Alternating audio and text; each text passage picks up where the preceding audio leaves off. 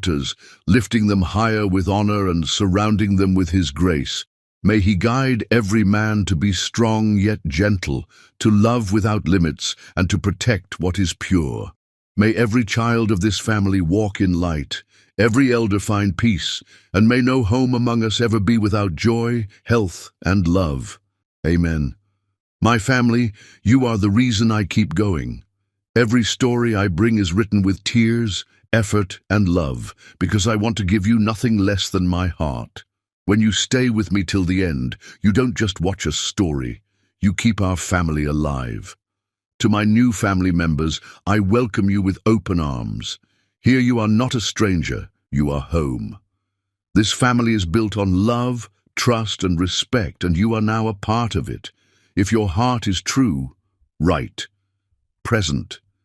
If your love is real, right, I am with Mr. Peter. Sometimes the universe conspires to heal old wounds by reopening them in the most unexpected places. The sliding doors of Phoenix Children's Hospital parted like curtains on fate as Estrella Davis rushed through them, her 9-year-old daughter, Catalina, limp in her arms. The emergency room buzzed with controlled chaos, nurses moving with practiced efficiency, monitors beeping their electronic hymns, and the antiseptic smell that seemed to live in the walls of every hospital. "Please." "She collapsed at school," Estrella said to the triage nurse, her voice steady despite the terror clawing at her chest. "High fever, rash, and now she's barely responsive." Catalina had been sick for 2 days, but this morning everything changed. The fever spiked to dangerous levels, angry red spots bloomed across her golden skin, and her usual bright chatter faded to worrying silence. Estrella had used her last emergency day off work and spent her grocery money on the Uber ride here, but her daughter's life was worth any sacrifice. "Room 12, the nurse said after a quick assessment. "Dr. Gilbert will see her immediately."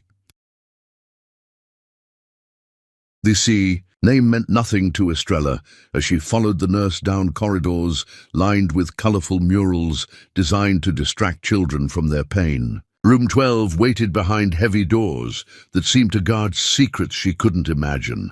"The doctor will be right in," the nurse assured her before disappearing into the controlled urgency of the pediatric ward. Estrella settled Catalina onto the examination table, smoothing damp curls from her daughter's fevered forehead. At 9, Catalina was her entire world, brilliant, stubborn, and beautiful in ways that made strangers stop to comment. She had unusual eyes, a striking hazel that seemed to shift between green and gold depending on her mood. The door opened, with a soft click that somehow echoed through Estrella's soul. "Good evening, I'm Dr. Gilbert." Time stopped, literally stopped, as if someone had paused the entire universe with a cosmic remote control. Standing in the doorway, older and more distinguished but unmistakably the same, was Chandler Gilbert, the man who had been her first love, her planned future, her greatest heartbreak. His clipboard slipped from shocked fingers, clattering to the floor like applause for this impossible reunion. 10 years had refined his features, added confidence to his bearing, and success to his stance. But those hazel eyes remained exactly the same. The eyes Catalina had inherited. Estrella. Her name escaped his lips like a prayer he'd been saving. For a decade, she couldn't breathe, couldn't think past the roaring in her ears and the weight of her daughter between them. This couldn't be happening. Not here, not now, not when Catalina was sick and vulnerable and completely unaware that her entire world was about to shift on its axis. "Chandler," she whispered, the name feeling foreign and familiar simultaneously. He moved toward them like a man walking through quicksand, his professional training warring with personal earthquake. When his eyes fell on Catalina, something indefinable shifted in his expression, recognition, perhaps, or simply the instinctive response of a pediatrician to a critically ill child. "What are her symptoms?" he asked. his voice carefully professional. Despite the tremor, Estrella caught beneath the surface. Fever for 2 days, now this rash, and she's been getting more lethargic, Estrella managed, forcing herself to focus on Catalina's needs rather than the impossibility of this moment. She's never been this sick. Chandler approached the examination table with careful steps, his medical training overriding personal chaos. "Hello, sweetheart," he said softly to Catalina. "I'm Dr. Chandler. Can you tell me how you're feeling?" Catalina's eyes fluttered. Open, those distinctive hazel irises focusing on his face with difficulty. "Tired," she whispered, "and cold. We're going to help you feel better," Chandler promised, his hands gentle as he began his examination. "Your mom brought you to exactly the right place." As he worked, Estrella found herself cataloging the changes 10 years had wrought. Success emanated from him like warmth. The expensive watch, the perfectly fitted lab coat, the confident way he moved through the room. Yet something in his eyes suggested that all his achievements hadn't filled the loneliness she remembered from. "In their college days, how old is she?" he asked quietly, his stethoscope pressed to Catalina's chest. The question hung between them like a live wire. Estrella's heart hammered as she watched him calculate, saw the exact moment realization began to dawn in his brilliant mind. 9, he said simply. His hands stilled for just a moment, his eyes meeting hers across their daughter's fevered form. In that instant, she saw him doing the math, saw understanding flicker like lightning on the horizon. "She has remarkable eyes," he said carefully. "Yes, she does." Estrella's voice was barely audible. "The rash and fever pattern suggests a viral syndrome," Chandler said finally, slipping back into professional mode. "I want to run some tests and monitor her overnight. I'm admitting her for observation." "Our insurance," Estrella began automatically, the familiar weight of financial worry crushing down. "I'll handle all the arrangements personally," Chandler interrupted gently. "Catalina's health is what matters right now." Their eyes met. Again, and 10 years of separation seemed to telescope into nothing. The connection that had once bound them together flickered back to life, complicated now by the presence of the child who bore his eyes and her strength. "Estrella," he said quietly, "after I get Catalina settled, we need to talk." Before she could respond, Catalina stirred again, her small voice cutting through the adult tension like a blade through silk. "Mommy, the doctor has eyes like mine." The innocent observation landed between them with devastating accuracy. Chandler's face went pale as understanding crystallized into certainty, and Estrella felt her carefully guarded secret begin to crack under the weight of a child's perfect honesty. Chapter 2. Memories flood back. The heart keeps perfect time, measuring not minutes but moments that matter. The private room overlooking Phoenix's desert landscape became a sanctuary where past and present collided like storm fronts over the mountains. Catalina slept peacefully now, her fever responding to medication, her small hand curled around a stuffed coyote that had mysteriously appeared from the hospital gift shop.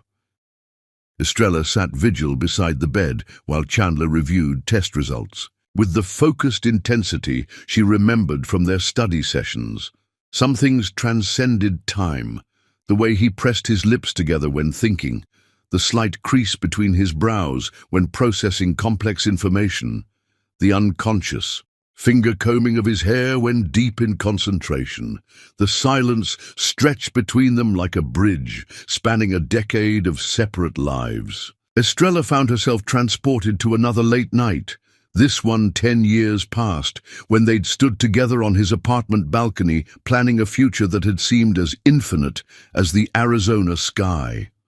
That particular night remained crystal clear in her memory. The warm desert breeze carrying orange blossom scent from the courtyard below, Chandler wrapping his medical school acceptance letter around her finger like a promise ring, both of them laughing while secretly meaning every word of the commitment it represented. "Her vitals are stabilizing," he said quietly, voice barely above a whisper in deference to their sleeping daughter. "The rash is already fading. She should be discharged tomorrow."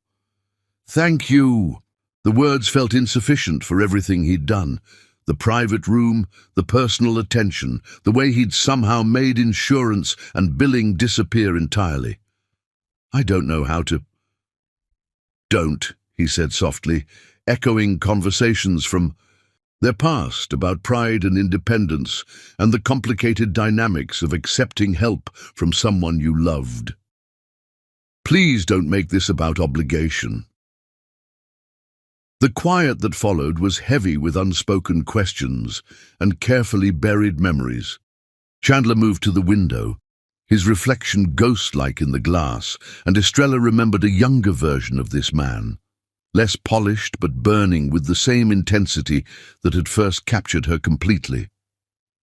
Then he'd been all sharp, angles and earnest ambition, wearing thrift store clothes and surviving on coffee and dreams. She'd fallen for his passion about healing children, the way his entire face transformed when discussing his future, the gentle strength that could calm a crying baby or ease her fears with equal skill. "She's incredible," he said suddenly, gaze falling on Catalina's peaceful form. "Intelligent, brave, beautiful, you've raised someone extraordinary." The compliment hit like a physical blow, carrying weight of struggles he couldn't know about. Nights working multiple jobs while completing community college, meals skipped so Catalina could eat, the constant worry about providing for a child whose father didn't know she existed. Single motherhood had forged her into someone stronger than she'd imagined possible, but it had also left invisible scars. "I've done my best," she whispered, throat tight with emotions locked away for years. "It hasn't always been easy." The understatement hung between them, loaded with implications she couldn't voice. How could she explain the loneliness of making every decision alone, the terror of being solely responsible for another person's well-being, the way she sometimes found herself talking to his memory during dark hours when Catalina was sick and she had no one else? "Where's her father?" The question came so quietly she almost missed it, but it struck with lightning force, illuminating everything in stark clarity. Estrella's hands trembled as she struggled for words that wouldn't shatter their careful reunion. "He doesn't know about her." Chandler turned from the window, hazel eyes searching her face with intensity that made her feel transparent, as if he could read every secret she'd tried to hide from the world. "Estrella," he said, her name carrying weight of questions he wasn't ready to voice but couldn't suppress. "How long has it been since we—" "10 years, 2 months, 18 days, she said automatically, then flushed at revealing how precisely she'd kept count, how obvious it made her continued feelings for the man she'd tried desperately to forget. His sharp intake of breath was audible in the quiet room. She watched him calculate, saw the exact moment realization dawned like sunrise over desert mountains, watched color drain from his face as mathematical impossibility became certainty. "The night before graduation," he said, voice barely audible, heavy with memory and implication. Yes, the single word hung between them like a confession, heavy with unspoken truths. That night had been everything. Passionate, desperate, full of promises and plans that crumbled when reality intruded on their dreams like an unwelcome guest. She remembered every detail with painful clarity, how he'd looked at her in moonlight, streaming through his bedroom window, tears in his eyes when he whispered that he loved her but couldn't see a way forward, the feeling of her heart shattering into pieces so small she wondered if they could ever be reassembled. Chandler sank into the chair across from her, his successful physician's composure cracking like desert earth in drought. "Dear God, Estrella, Are you telling me that Catalina is— Don't! She held up a hand, tears threatening to spill like precious desert rain. Please don't say it until you're ready to deal with what it means. Ready? His voice cracked with emotion, years of professional control evaporating. How could anyone be ready for this? I have a daughter, a 9-year-old daughter who's been living 20 minutes away this entire time, and I never knew. The anguish in his voice cut through her like a blade, sharp and devastating. She'd imagined this conversation countless times, rehearsed explanations and justifications, but nothing had prepared her for the raw pain of watching him process what he'd missed. You left, she said, words sharper than intended, carrying a decade of accumulated hurt. You chose medical school and your family's expectations over us. I wasn't going to trap you with a pregnancy you never asked for. Never asked for. Chandler's voice rose, then dropped as he remembered their sleeping daughter. Estrella, I wanted everything with you, marriage, children, a life together, but the pressure, the expectations, I thought I was protecting us both. The confession hit like a physical blow, rewriting history she'd spent years accepting. In her memory, he'd been eager to escape, ready for his new life without complications she represented. Learning that he'd struggled too, that the choice had cost him as much as it cost her, changed everything and nothing simultaneously. Well, now you know, she said, standing abruptly and moving to the window where she couldn't see the pain in his eyes, couldn't be tempted to comfort the man who'd unknowingly abandoned them both. We've managed fine without you. Have you? His voice was directly behind her now, close enough that she could feel warmth radiating from his body, could smell the familiar scent that still made her knees weak. Because you look exhausted, Estrella. You look like you've been carrying the world alone for 10 years. She whirled to face him, angry tears finally spilling like a dam bursting after holding back a decade of floodwaters. What did you expect? You think it's been easy raising your daughter alone? You think there haven't been nights I cried myself to sleep, wondering if I made the right choice, wondering if she deserved to know her father, even if he didn't want to know her? I would have wanted to know her, Chandler said fiercely, hands reaching for her shoulders, his touch sending electricity through her despite years of separation. I would have wanted to know both of you every single day. Would you? She challenged, stepping back because she couldn't think clearly when he was close, when his presence filled all the empty spaces she'd learned to navigate alone. Even if it meant disappointing your family, even if it meant changing all your plans. Chandler's hands dropped, and she saw truth written across his face. He didn't know. He couldn't know how he would have reacted to an unplanned pregnancy at 25, under enormous pressure to succeed, when family expectations weighed like golden chains. The silence stretched between them, filled with ghosts of choices unmade, and roads not taken. In the distance, Phoenix glittered like scattered diamonds against black velvet, millions of lives being lived parallel to their small drama of reunion and regret.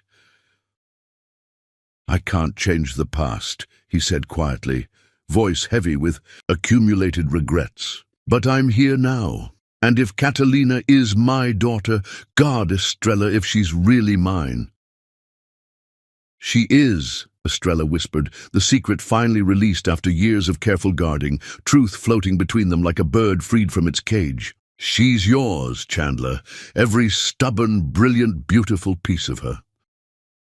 The confession hung in air between them like a bridge spanning a decade of separation and pain. Chandler's face cycled through emotions, shock, joy, regret, overwhelming love, before settling into something resembling wonder mixed with devastating regret. I need to be certain, he said finally, medical training asserting itself even amid emotional chaos. A DNA test. Not because I don't believe you, but because I need everything completely clear before we move forward. Of course, Estrella nodded, understanding his need for scientific certainty, even as her heart broke slightly at his careful distance, at the wall of protocol he was building between them and overwhelming emotions. "And then we figure out what comes next," Chandler continued, voice growing stronger with each word, taking on the decisive tone she remembered when he tackled complexy problems with methodical precision. "Because if Catalina is my daughter, then everything changes." Estrella was about to respond when Catalina stirred, her small voice cutting through tension like a knife through silk, innocent and pure and completely unaware of adult complexities swirling around her. "Mommy, why are you crying? Did I do something wrong?" Both adults rushed to her bedside, and Estrella smoothed her daughter's hair with trembling hands, heart breaking at concern in those hazel eyes that were so achingly familiar.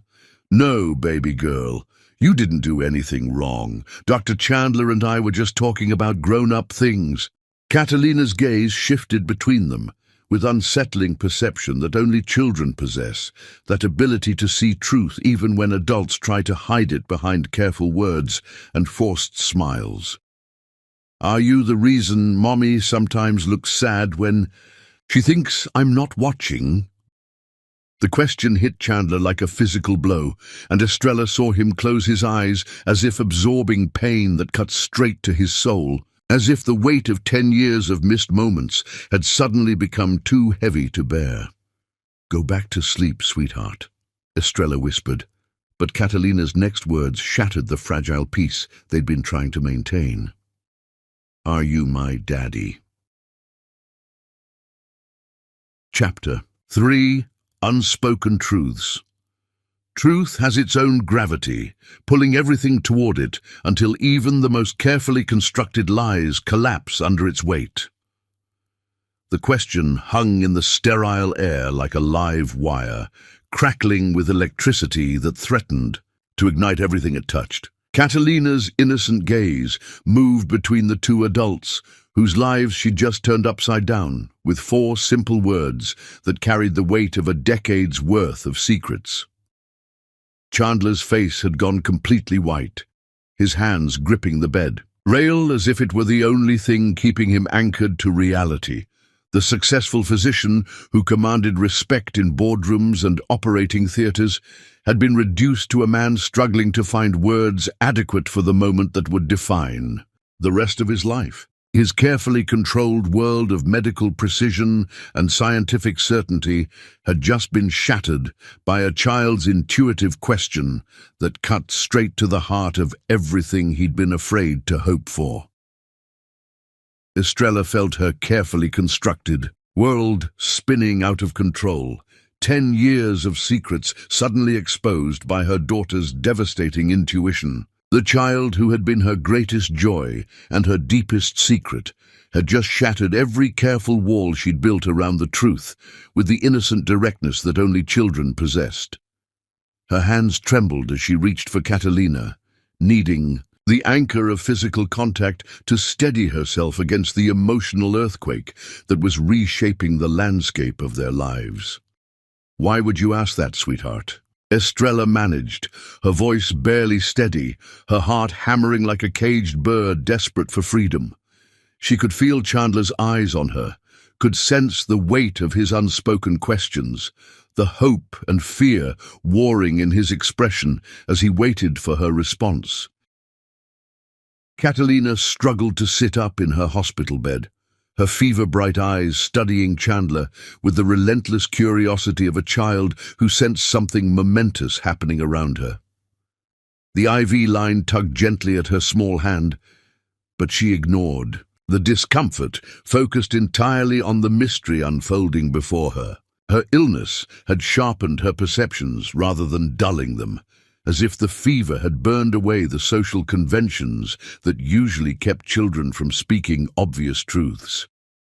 "He looks like me," she said, with the matter-of-fact tone children used when stating obvious truths that adults somehow couldn't see. "And you look at him the way you look at the picture in your special box." The way you look when you think nobody's watching and you get that sad, happy face. Estrella's heart stopped completely. The picture in her jewelry box, the only photograph she'd kept from their college days, hidden away like a treasure too precious and too painful to display. It showed her and Chandler at the pre-med formal, both laughing at something he'd whispered in her ear, both glowing with the kind of love that seemed invincible against time and circumstance. She had no idea Catalina had discovered it, had been observing her private moments of remembrance with the sharp awareness that children possessed.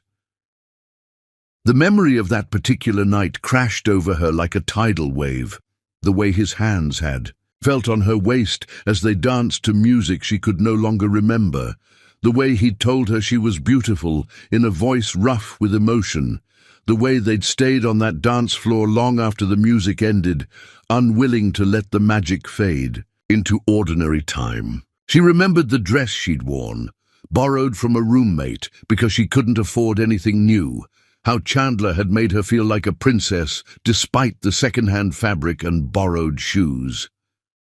"What picture?" Chandler asked quietly, his voice rough with barely contained hope and something that sounded like wonder. His medical training was struggling to process this emotional complexity, to categorize feelings that defied scientific classification. "The one where Mommy looks really happy," Catalina said with devastating simplicity, her young voice cutting through the complexity of adult emotions like a blade through fog. "Like she does in dreams sometimes when she says your name. She gets this smile that's different from all her other smiles, like she's remembering something that made her heart feel full." The admission hit both adults like lightning strikes.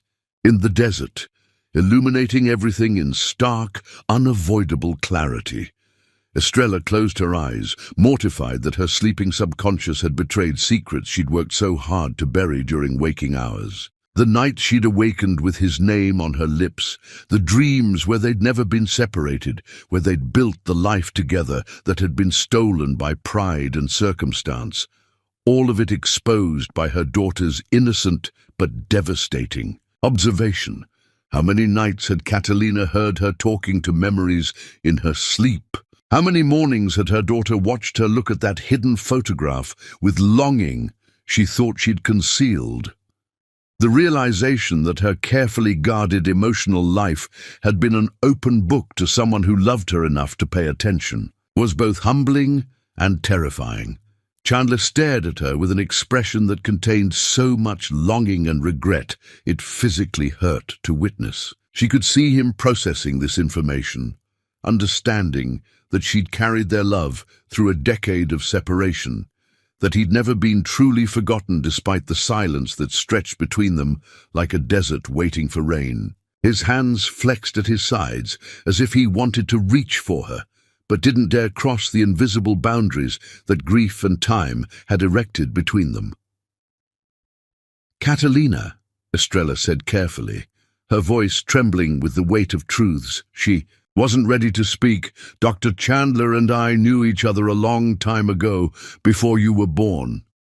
"Were you best friends?" Catalina asked, but her tone suggested she already knew the answer was much more complicated than simple friendship could explain. Her young face showed the kind of serious concentration she usually reserved for particularly challenging science projects, as if she was conducting an experiment in adult emotions. The question hung in the air, loaded with implications that neither adult was prepared to address. How could they explain to a 9-year-old the complexity of first love, the way it could burn so bright it seemed eternal, only to be extinguished by circumstances beyond anyone's control? How could they describe the kind of connection that transcended logic and reason, that made two people feel like they'd found their other half in a world of billions? "We were very close," Chandler said softly, his eyes never leaving Estrella's face, the careful words carrying volumes of unspoken meaning. "Your mother meant everything to me. She was my best friend, my study partner, my inspiration, my..." He paused, searching for words that would be appropriate for young ears while still carrying truth. She was the person who made me believe I could become the doctor I wanted to be. What happened? Catalina asked with the relentless logic of childhood, unwilling to accept adult evasions when simple questions deserved simple answers. If you loved each other, why weren't you together when I was born? The silence that followed was heavy, with the ghost of choices made and unmade, roads taken and abandoned. In the distance, the city of Phoenix sparkled like scattered diamonds against black velvet, millions of stories being lived parallel to their own small drama of reunion and regret. The weight of explanation felt overwhelming, the complexity of their past almost impossible to distill into words a child could understand. Sometimes grown-ups have to make difficult choices, Estrella said finally, her voice steady despite the tears threatening to spill. Sometimes they think they're doing what's best, even when it breaks their hearts. Sometimes the world makes demands that feel impossible to ignore. She thought about those final weeks of college, the pressure from Chandler's family about his future, the scholarships and opportunities that required him to move across the country, the crushing weight of practical considerations that had seemed to make their love an impossible luxury they couldn't afford. Catalina considered this with the serious expression of a child trying to understand adult complexities that seemed unnecessarily complicated. Her fevered mind was working through the emotional mathematics of their situation with the same precision she brought to her science homework.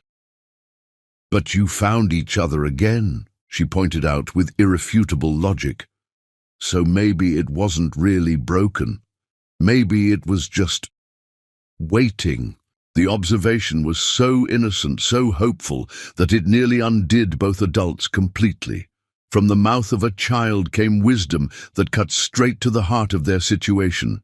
Despite 10 years of separation, despite the pain and regret, despite all the reasons why they shouldn't be here together, fate had brought them back to this moment when they could finally choose each other freely.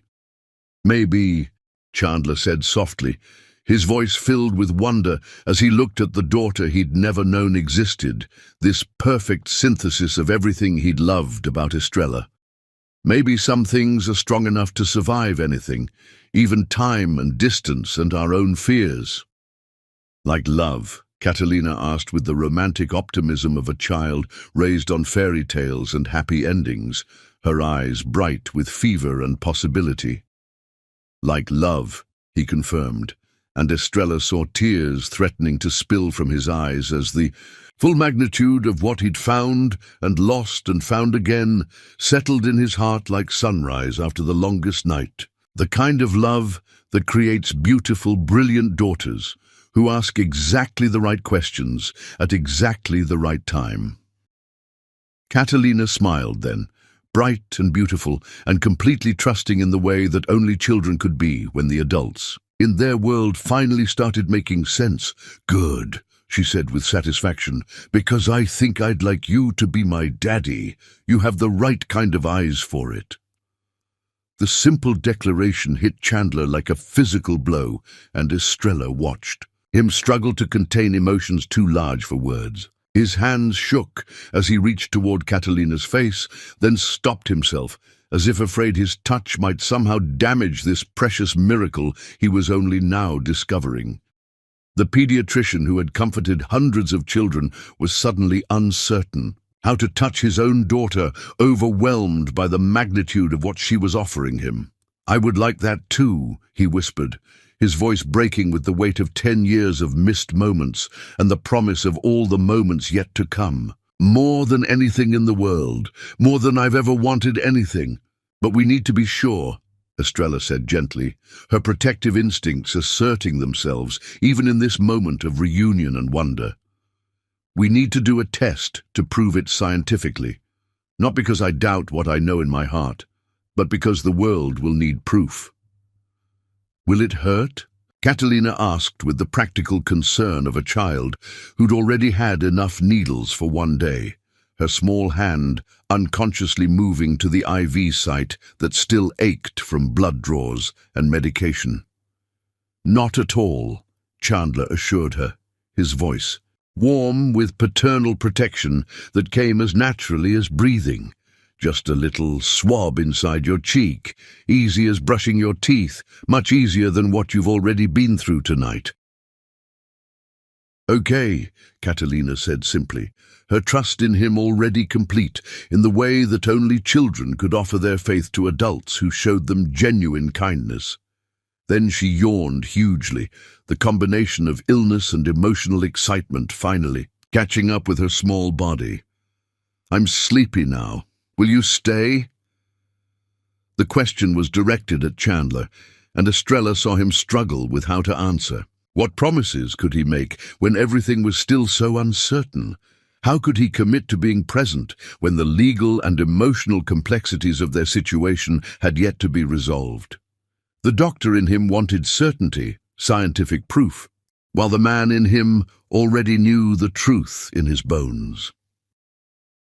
"I'll stay as long as you want me to," he said finally, and Estrella knew he was making a commitment that went far beyond the next few hours, a promise that spoke to the kind of father he wanted to be regardless of what any test might reveal. "I'll stay as long as you'll have me."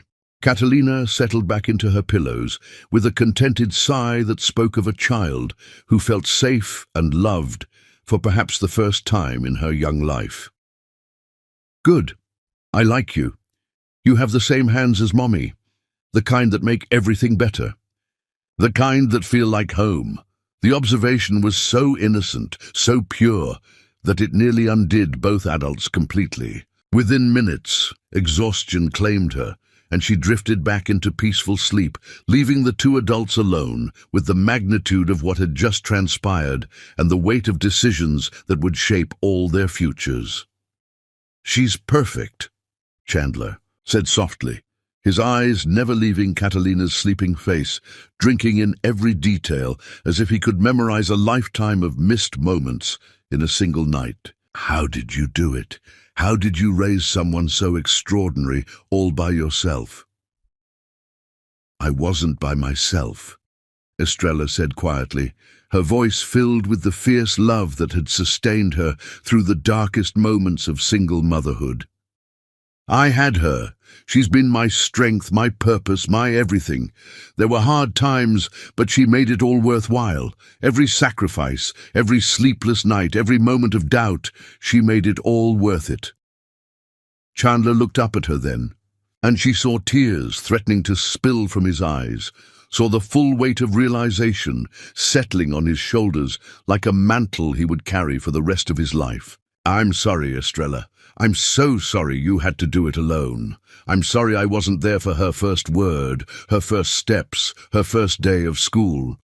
"Stop," Estrella said firmly, moving closer despite every instinct that warned her to maintain distance, to protect herself from the pain of reopening old wounds. "We can't change the past. We can only decide what happens from here." "What do you want to happen?" he asked, his voice vulnerable in a way she'd never heard before, stripped of all pretense and professional authority. What would be best for Catalina? It was the right question. Not what would be best for them, but what would be best for their daughter. The question of a man who was already thinking like a father, who understood that her needs had to come before their own complicated emotions and unresolved history. "I want her to know you," Estrella admitted, the words coming from the deepest part of her heart, the place where she'd always known this moment would come eventually. "I want her to have what I never could give her, a father who loves her. But I won't let anyone hurt her, Chandler, not even you." "I would never hurt her," he said fiercely, his voice carrying the kind of protective love that transforms men into fathers in an instant. "I would die before I let anyone hurt her." "Then we'll take this slow," Estrella said, laying out the Conditions that would protect them all from the emotional chaos that threatened to overwhelm their careful boundaries. One step at a time, for her sake. Chandler nodded, understanding the wisdom in her caution, accepting the rules she was setting. For this impossible situation, they found themselves navigating together. The DNA test will be processed by tomorrow evening, results within 48 hours. And then we figure out how to be a family, he said simply, the words carrying a weight of promise and possibility that made Estrella's heart race with hope and terror in equal measure. Because family is what we are, Estrella. Whether the test confirms what we already know or not, you and Catalina are the most important people in my world now. The declaration hung between them, heavy with promise and possibility, charged with the electricity of dreams that had never really died, despite years of careful burial. But before either could respond, Catalina stirred in her sleep, her small voice cutting through the adult tension with innocent wisdom. "I love you both," she murmured, without opening her eyes, her words carrying the simple truth that would bind them together, regardless of what any test might reveal.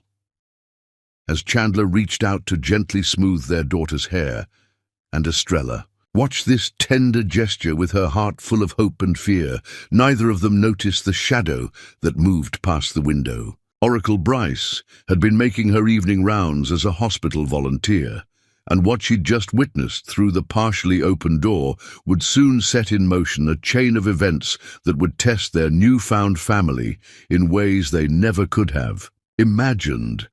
Chapter 4. A Family Rekindled. Sometimes the greatest courage isn't in fighting battles, but in allowing yourself to hope again after your heart has been broken. The DNA results arrived on a Thursday morning that dawned clear and bright over the Arizona desert, delivered to Chandler's office in a sealed envelope that held either confirmation of a miracle or the destruction of his newfound hope. His hands trembled as he opened it, and when he saw the words, "Probability of paternity 99.97%, he had to sit down before his legs gave out entirely. Catalina was his daughter, his brilliant, beautiful, perfect daughter who had inherited his eyes and Estrella's incredible spirit. 2 hours later, he stood outside the modest apartment complex in Glendale where Estrella and Catalina had returned after her hospital discharge, his heart hammering with the kind of nervousness he hadn't felt since his medical boards. Through their window he could see them reading together, Catalina curled against her mother's side like she belonged there, which, of course, she did. "Special delivery," he said softly when Estrella opened the door, holding up the official envelope. "The results." Her voice was barely a whisper, hope and fear warring in her expression. "I have a daughter," he said, his voice breaking with wonder. "We have a daughter." The words hung in the air between them like a bridge spanning 10 years of separation and doubt. Estrella's hand flew to her mouth as tears spilled down her cheeks, and behind her, Catalina appeared with the radar that children possess for sensing momentous occasions. "Daddy?" she asked, the word tentative but hopeful, as if she was testing how it felt on her tongue. "Yes, baby girl," Chandler said, kneeling to meet her at eye level. "If you want me to be." "I want that more than anything," Catalina said, launching herself into his arms with such enthusiasm that they both nearly toppled over, her small body warm and solid and real against his chest. Over Catalina's head, Chandler met Estrella's eyes and saw the same mixture of joy and terror he felt in his own heart. They were a family now, officially and undeniably, but the logistics of merging their separate lives felt overwhelming. "So what happens now?" Catalina asked, pulling back to study his face with serious eyes that were so much like his own. "Well," Chandler said carefully, "I was hoping you might both like to come stay with me for a while. I have a house with a swimming pool and a garden where roadrunners come to visit every morning." "Really? Roadrunners?" Catalina's eyes lit up with the kind of pure excitement that only children could feel about such simple wonders. "Every single morning," Chandler confirmed. "They're very punctual." "Can we, Mom? Please?" Catalina turned to Estrella with pleading eyes. Estrella hesitated, and Chandler saw the internal war playing out across her features, the desire to give Catalina everything she'd never had warring, with the fear of depending on someone who had left her once before. "It would just be temporary," he said quickly, "until we figure out what's best for everyone. You'd have complete privacy, no pressure, no expectations, just a chance for me to get to know my daughter and to help however I can." "Please, Mom," Catalina said again, and looking into her daughter's hopeful face, Estrella couldn't find the strength to say no. "Okay," she said softly. "We'll try it, for a little while." The drive to Paradise Valley took them through some of the most exclusive neighborhoods in Phoenix, past sprawling estates hidden behind desert landscaping and artistic walls. Catalina pressed her nose to the window of Chandler's BMW, her eyes wide with wonder at the luxury surrounding them. "You live here?" she asked, as they pulled through the gates of a stunning contemporary home that seemed to emerge from the landscape itself, all clean lines and floor-to-ceiling windows that captured the desert light. "We live here," Chandler corrected gently, "for as long as you want to." The front door opened before they reached it, and Phoenix Gilbert emerged with a smile that transformed her entire face. Chandler's mother was everything Estrella remembered from their brief college meetings: warm, elegant, and genuinely kind, with silver hair that caught the sunlight and eyes that held decades of wisdom. "Estrella, darling," Phoenix said, embracing her like a long-lost daughter, "welcome home." Behind her came Payson and Oracle. Payson looked exactly as Estrella remembered, gentle, thoughtful, with the same kind eyes as his brother. Oracle had changed. More, her beauty now polished to magazine perfection, her smile bright but somehow not quite reaching her eyes. "And this must be Catalina," Phoenix said, kneeling to meet her granddaughter at eye level. "Oh my goodness, but you're beautiful. You have your father's eyes and your mother's spirit." Catalina beamed under the attention, her natural charm immediately winning over her newfound family. Even Oracle seemed genuinely pleased to meet her, though Estrella caught something in her expression that she couldn't quite identify. "I've prepared the guest wing," Oracle said, her voice pleasant and welcoming. "I thought you'd appreciate having your own space while you're adjusting." The guest wing was more beautiful than any home Estrella had ever lived in, with a spacious master bedroom and an adjoining room that had been transformed into a little girl's paradise. Chandler had clearly spent the morning shopping, because the space was filled with books, art supplies, and toys that suggested he'd been paying attention to Catalina's interests. "Do you like it?" he asked nervously, as Catalina explored her new space with obvious delight. "It's like a palace," Catalina breathed, running her fingers over a professional-grade easel that probably cost more than Estrella's monthly rent. "Thank you, Daddy." The casual use of the word sent a visible thrill through Chandler, and Estrella saw him blink back tears of pure joy. That evening, the entire family gathered for dinner on the terrace overlooking the desert landscape. As the sun set over the mountains, painting the sky in shades of gold and crimson, Estrella felt something she hadn't experienced in years, the sense of belonging to something larger than just herself and Catalina. "Tell us about school," Phoenix encouraged. "What do you like to study?" "Science," Catalina said immediately, "especially biology. I want to be a doctor like Daddy someday and help sick children get better." "That's wonderful," Oracle said, and her interest seemed genuine. "Your father was always brilliant with the sciences, too." As the evening progressed, Estrella began to relax despite her lingering uncertainty about accepting such overwhelming generosity. Watching Chandler with Catalina, the way he listened to her stories, laughed at her jokes, hung on her every word like she was reciting poetry, made every moment of doubt worthwhile. "Bedtime, sweetheart," Estrella said, as Catalina's yawns became too frequent to ignore. "Will you read me a story, Daddy?" Catalina asked, the request so natural it took everyone's breath away. "I would love that more than anything," Chandler said, his voice rough with emotion. As they headed inside, Estrella felt a gentle hand on her arm. Oracle had approached with a smile that seemed warm and welcoming. "I just wanted to say how happy I am that Chandler found you again," Oracle said. "Family is so important, and Catalina is clearly a blessing. I can see how much joy she brings to everyone." "Thank you," Estrella said, though something in Oracle's tone made her slightly uneasy. "That's very kind." "Of course," Oracle said with a bright smile. "We're family now, after all, and family takes care of each other." As Oracle glided away, Estrella was left standing alone on the terrace with the unsettling feeling that something important had just been communicated, though she couldn't quite identify what it was. The words had been welcoming, but the undertone suggested something else entirely, a message wrapped in pleasantries that she'd need time to decode.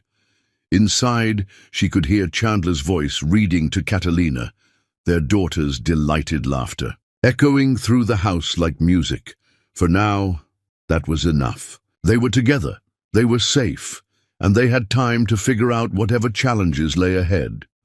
What she didn't know was that Oracle was already planning those challenges, her mind calculating how to protect what she saw as her territory from these beautiful intruders who had appeared so suddenly in her carefully ordered world. Chapter 5. Seeds of Jealousy. Jealousy is a poison that turns love into obsession and kindness into cruelty, transforming the victim into the villain of their own story. Oracle Bryce had spent 3 months perfecting her performance, learning to smile while her heart burned with resentment at the happiness that seemed to radiate from every corner of the Gilbert estate. From her position at the kitchen window, she watched Chandler teaching Catalina to swim, his infinite patience and obvious joy, a constant reminder of everything she felt slipping away from her grasp. The bitterness had been building since that first night when they'd returned home like conquering heroes, instantly beloved and accepted in ways that Oracle had spent 15 years trying to achieve. She remembered her own early days in this family, the careful navigation of personalities, the constant pressure to prove herself worthy, the exhausting work of molding herself into what she thought they wanted. "They look happy," Phoenix said, joining Oracle with coffee for both of them, her voice warm with genuine affection for the scene unfolding in the pool area. "Blissful," Oracle replied, her voice carefully modulated to hide the venom beneath. "It's quite a transformation, isn't it? The confirmed bachelor and the struggling single mother." "Catalina is a gift," Phoenix said firmly, settling into a chair at the breakfast table. "And Estrella is exactly what this family needed. They've brought light back into Chandler's life." Light. Oracle wanted to laugh at the irony. She had tried for years to be someone's light, someone's source of joy and purpose, only to watch a stranger walk in and effortlessly claim what she'd never been able to earn. The injustice of it burned in her chest like acid. "Of course," Oracle murmured, her fingers tightening around her coffee cup. "Though one does have to admire the timing." Phoenix frowned, setting down her coffee with a gentle warning in her voice. "What do you mean?" "Nothing specific," Oracle said with a dismissive wave, though her mind was already working through the implications she wanted to plant. "It's just remarkable how these reunions happen exactly when circumstances are most advantageous." The Aegis seed was planted with surgical precision, Not an accusation, but a question that would linger in the subconscious like smoke, coloring future observations with doubt. Oracle had learned the art of poisoning wells through years of navigating social circles, where direct confrontation was vulgar, but subtle manipulation was an art form. Oracle, Phoenix's voice carried a warning that the older woman had learned to recognize. Estrella didn't seek Chandler out. Their daughter was sick. Of course, Oracle agreed quickly, allowing genuine confusion to color her voice. I didn't mean to suggest anything inappropriate. I simply find coincidences fascinating from a statistical perspective. The conversation died there, but Oracle saw her words take root in Phoenix's expression, saw the tiny furrow of concern that suggested her grandmother's protective instincts were beginning to engage. Not enough to cause immediate problems, but sufficient to plant seeds of doubt that could be nurtured over time. 3 weeks later, Oracle volunteered to take Catalina school shopping, an offer that was gratefully accepted by Estrella, who was still adjusting to the financial freedom that came with being part of the Gilbert family. Oracle saw it as an opportunity to begin her more sophisticated psychological campaign. "Just us girls," Oracle said brightly as they entered the high end. "Children's boutique in Scottsdale Fashion Square. We'll have such fun together." The shopping expedition became Oracle's first masterclass in psychological manipulation. She selected outfit after outfit, each one more expensive than the last, watching Catalina's discomfort grow with each price tag. "This is too much," Catalina said, her young face troubled by the excess accumulating around them. "Mom always says we should be grateful, but not greedy." "Nonsense," Oracle laughed, but there was an edge to it that made Catalina shift uncomfortably. "Your father can afford it. The Gilbert family has resources most people can't imagine." She watched Catalina process this information, saw the confusion and internal conflict as the child tried to reconcile her mother's lessons about modesty with this new reality of unlimited resources. "Of course," Oracle continued, examining a dress that cost more than most families spent on groceries. "In a month, your mother probably isn't accustomed to this lifestyle. Such abundance can be overwhelming for people from more modest backgrounds." "We weren't poor," Catalina said defensively, her loyalty to her mother flaring. "Mom worked really hard to take care of us." "I'm sure she did," Oracle agreed, with false sympathy. "It must have been quite a struggle managing everything alone, though I suppose she always knew that eventually." She let the sentence hang unfinished, allowing Catalina's imagination to fill in implications too complex for her young mind to fully grasp.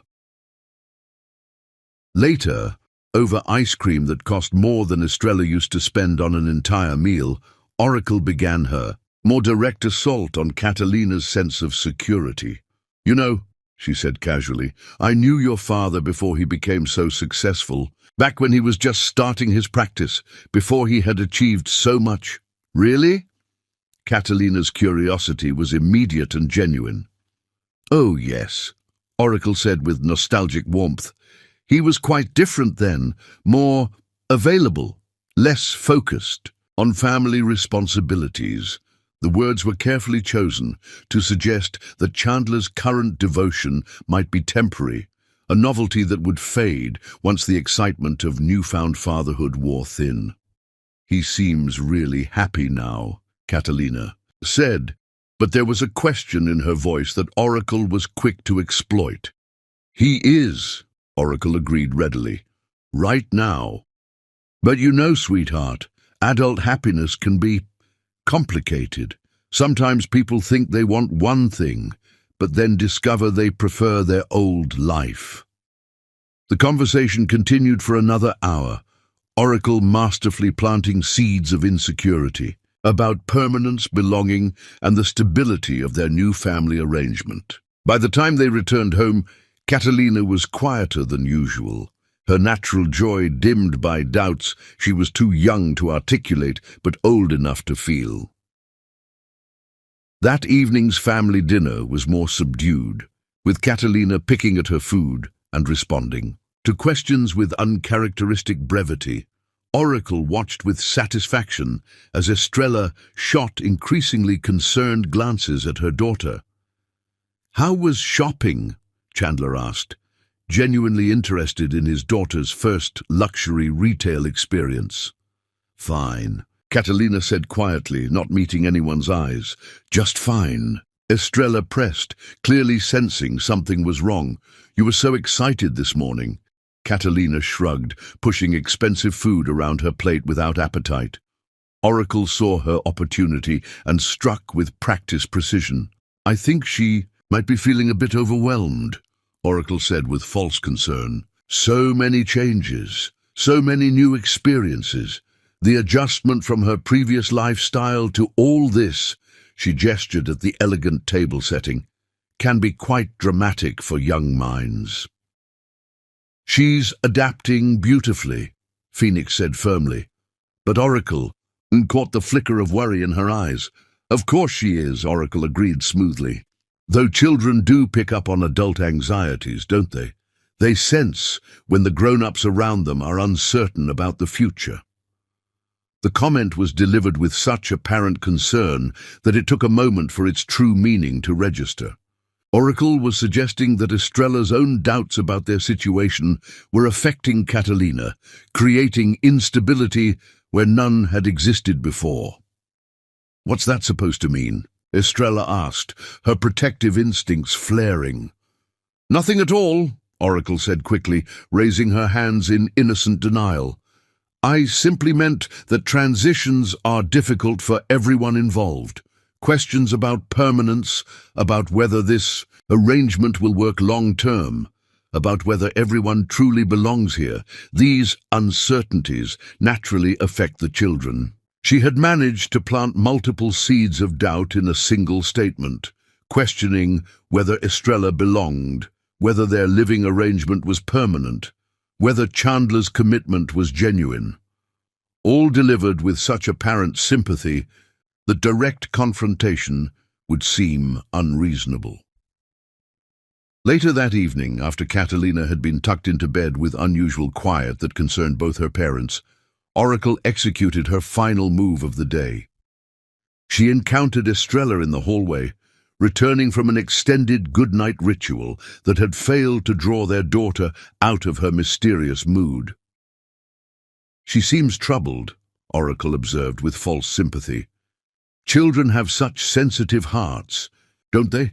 They worry about things they don't fully understand."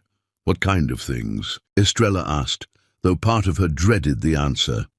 "Oh, the usual concerns that children in transitional situations experience," Oracle said with a dismissive wave that somehow made Estrella's anxiety spike higher. "Whether this is really home or just a temporary arrangement, whether the affection is genuine or just novelty." The words hit their target with devastating accuracy. Estrella's biggest fear had always been that Chandler's enthusiasm for fatherhood would fade once the excitement wore off, that they would become an obligation rather than a joy. "What exactly are you suggesting?" Estrella asked, her voice carefully controlled. "Nothing at all," Oracle said with wide, innocent eyes. "I'm simply observing that children are remarkably perceptive. They sense adult uncertainties even when we try to hide them, and naturally, they begin to wonder about their own security." The conversation ended with Oracle gliding away, leaving Estrella standing alone in the hallway with the terrible realization that her own doubts might be affecting her daughter. What she didn't know was that Oracle had spent the afternoon deliberately nurturing those very doubts in Catalina's mind, creating the problem she was now claiming to observe. As she stood there in the quiet house, Estrella didn't notice the small shadow that detached itself from a nearby doorway. Catalina had heard every word of the exchange, and the seeds of doubt that Oracle had planted throughout the day began to bloom into something larger and more dangerous, a growing certainty that their happiness was too good to be true. Oracles. campaign of psychological warfare had begun in earnest, and its first casualty was a 9-year-old girl's faith in the permanence of love. Chapter 6. The First Strike. The cruelest weapons are often wrapped in kindness, wielded by those who smile while they destroy everything you hold dear. 6 months after their reunion, the annual Gilbert Foundation Charity Gala had become Oracle's chosen battlefield. She had spent weeks orchestrating every detail with the precision of a military campaign: guest list, seating arrangements, entertainment, even the color scheme designed to make Estrella feel like an outsider among Phoenix's social elite.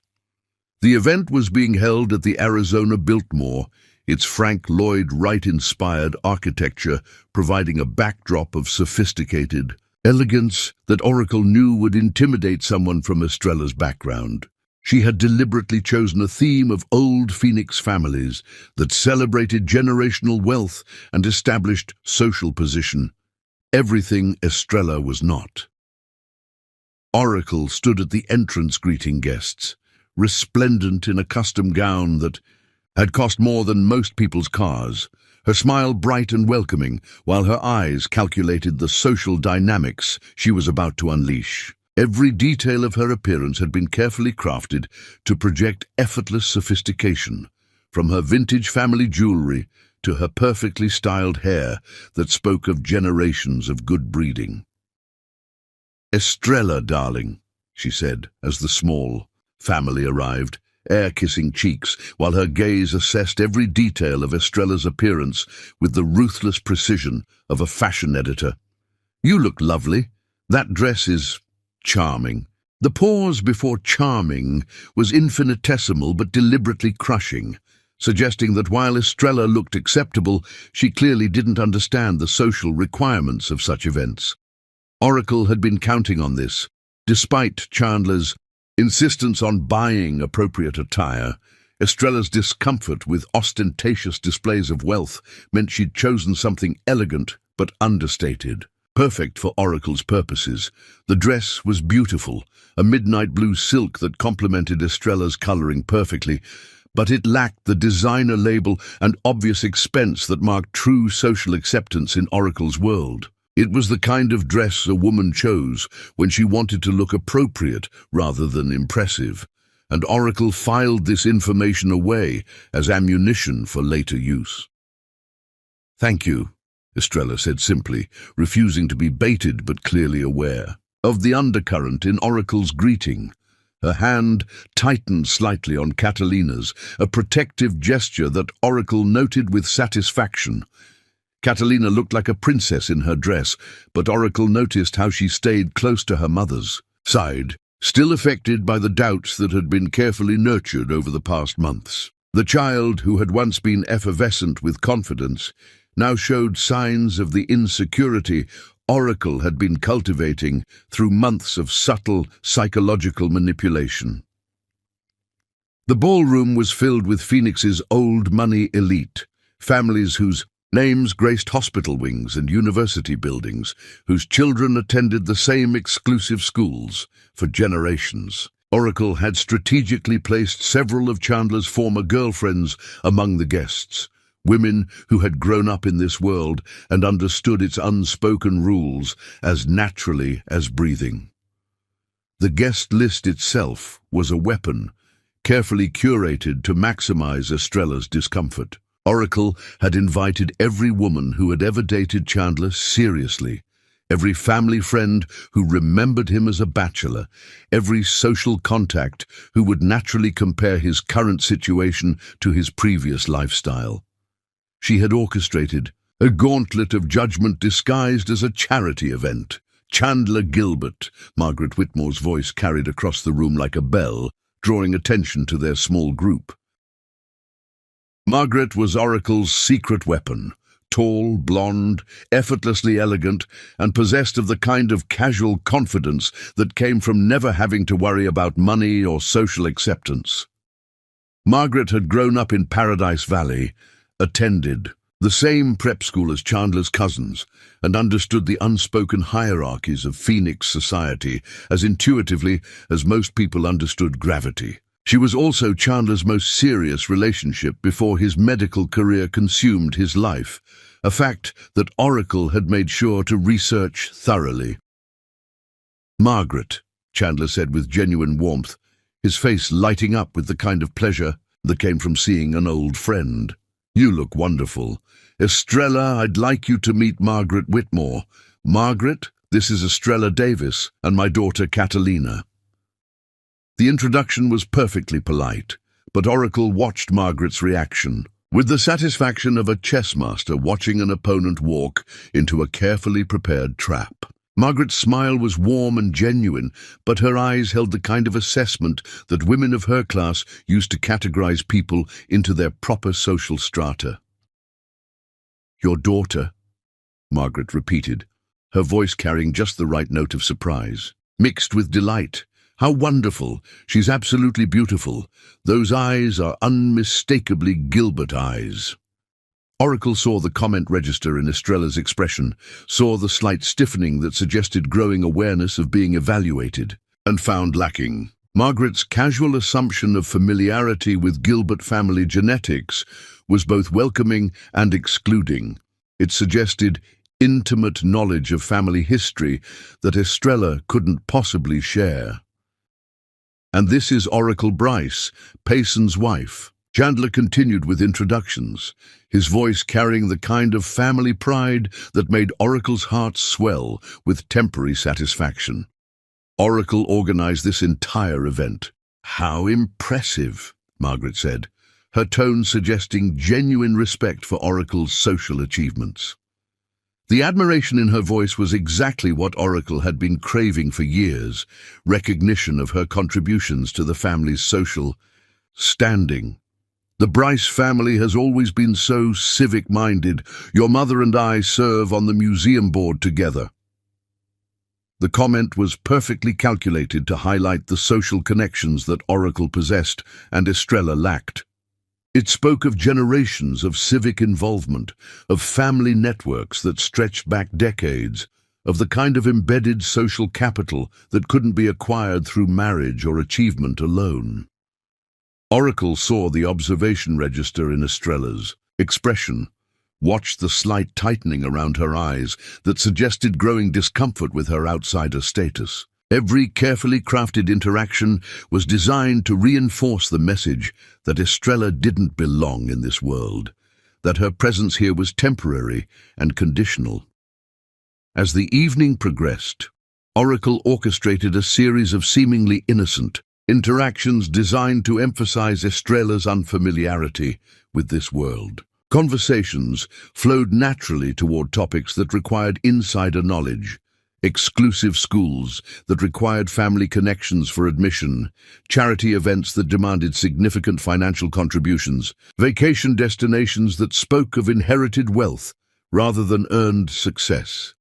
"The children's sailing program at the yacht club is excellent," suggested Catherine Morrison, another old friend whose presence Oracle had specifically requested. Catherine had grown up summering in San Diego, wintering in Scottsdale, and understood the seasonal migrations of Phoenix's wealthy families as naturally as migratory birds understood flight patterns. "Though I suppose there's quite a waiting list. These clubs can be so particular about membership." The comment was delivered with bright enthusiasm, as if Catherine was genuinely excited to share helpful information about educational opportunities.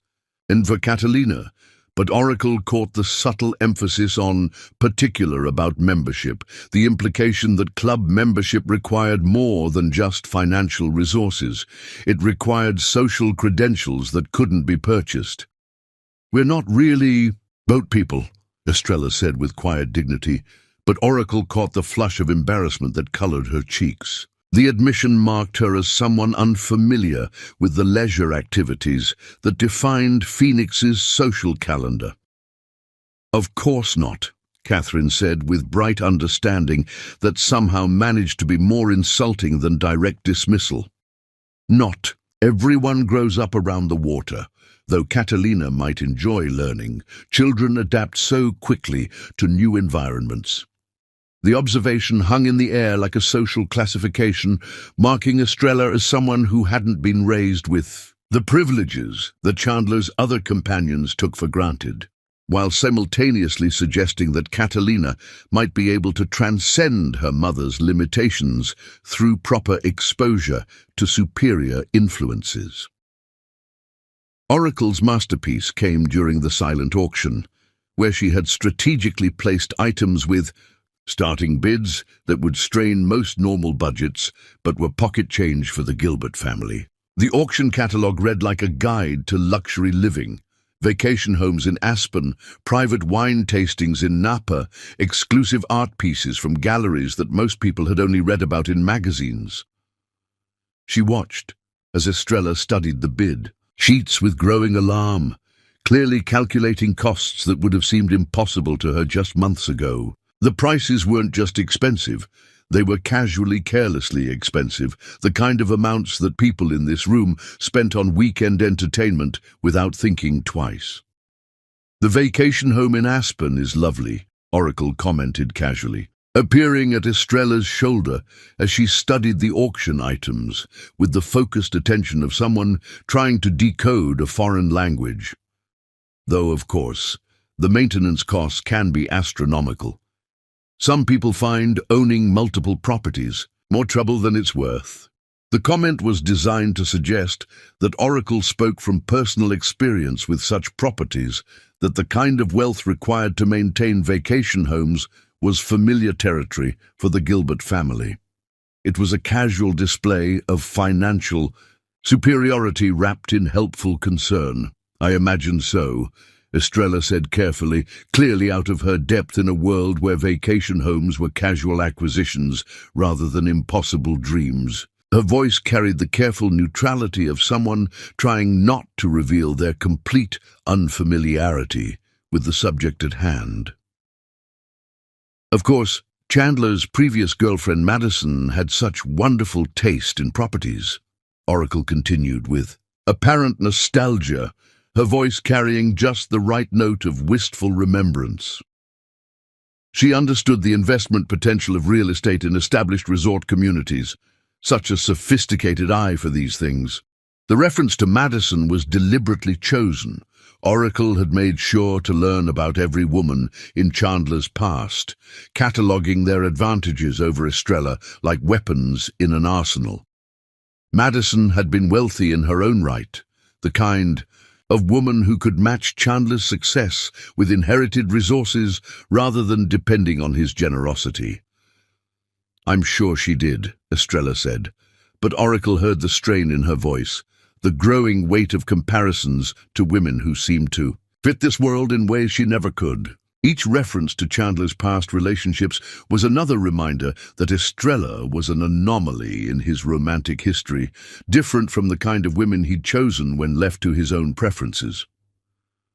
The evening's centerpiece was Oracle's speech about the Gilbert Foundation's mission, delivered from the podium with practiced grace and obvious familiarity with public speaking. She had spent weeks crafting the address, making sure to reference her years of service to the family's charitable interests, her deep understanding of their values and traditions, her role as the bridge between their private generosity and public recognition.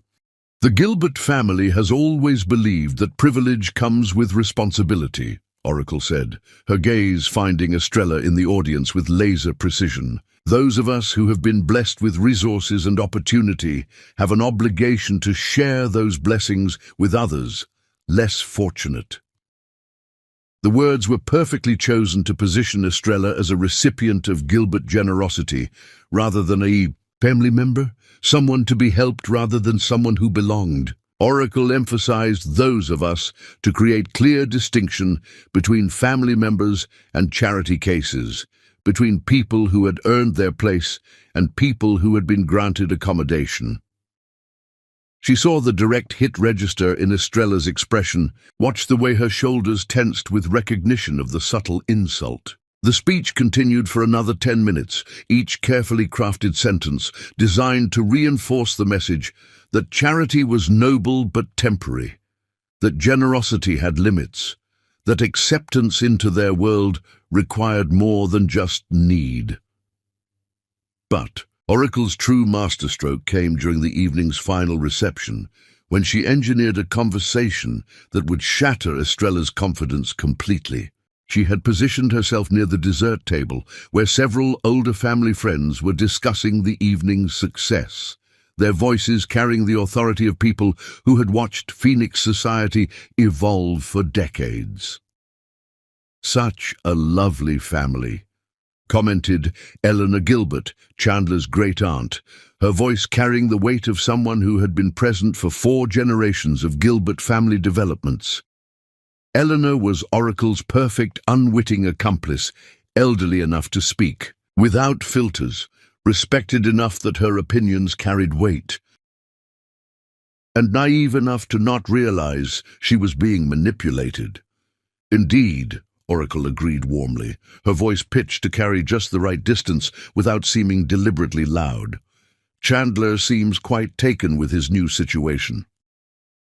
"New situation," Eleanor repeated with the slight confusion that sometimes came with advanced age, her mind struggling to process rapid changes in familiar patterns. "I suppose it is all rather sudden, isn't it? After all these years of independence, suddenly he's a family man." "Sudden indeed," Oracle said with carefully modulated concern, her voice carrying just enough worry to plant seeds of doubt without seeming malicious. "One does hope it's genuine affection rather than, well, one hates to be cynical about these matters, but circumstances can be so compelling." The comment was delivered with perfect pitch, concerned but not accusatory, observational rather than judgmental. Oracle had learned to plant doubt through questions rather than statements, allowing others to draw their own conclusions while maintaining plausible innocence. "What kind of circumstances?" Eleanor asked with the directness that came from decades of social observation, her voice carrying clearly across the reception area despite Oracle's careful staging. Oracle glanced around as if ensuring privacy, then leaned closer with false reluctance, her voice dropping to the kind of confidential whisper that actually carried further than normal conversation. "Well, a struggling single mother, a successful physician, a child who needs financial security. One can see how the practical considerations might outweigh purely romantic sentiment." The implication hung in the air like poison gas, suggesting that Estrella's feelings might be motivated by financial desperation rather than genuine love. Oracle knew that Eleanor's hearing wasn't perfect, knew that she would speak louder than necessary, knew that the conversation would carry to nearby listeners, including Estrella herself.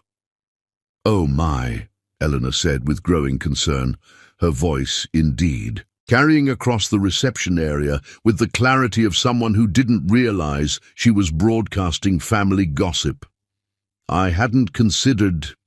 Well, I suppose these modern situations can be quite complex."